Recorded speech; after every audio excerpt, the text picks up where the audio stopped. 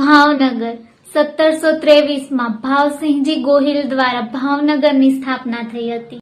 ભાવનગર એ પહેલું રજવાડું છે જે ભારત સંઘમાં ભળ્યું હતું. ભાવનગરમાં ઘણા જોવાલાયક સ્થળો છે, ખાસ કરીને મંદિરો. પાલીતાણામાં શેત્રુંજય પર્વત પર આવેલા જૈન દેરાસરો, નિષ્કલંક મહાદેવ મંદિર, રાજપરા ખોડિયારમાં મંદિર, બગદાણા, ભગુડા, કોટડા.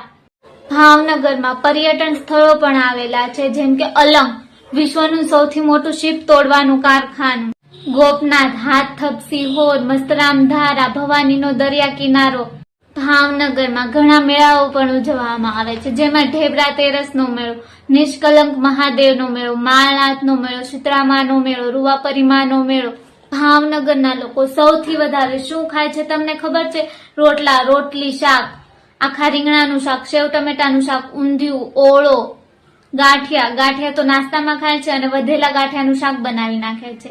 ભાવનગરમાં દેશ વિદેશથી લોકો આવે કે ન આવે, પરંતુ દેશ વિદેશથી પક્ષીઓ ભાવનગરની પ્રકૃતિ માણવા માટે અવશ્ય આવે છે. અંતે કોઈ પૂછે ને કે ભાવનગરમાં શું વખણાય છે, તો બિંદાસથી કહી દેવાનું, ગાય, ગાંડા ને ગાંઠિયા.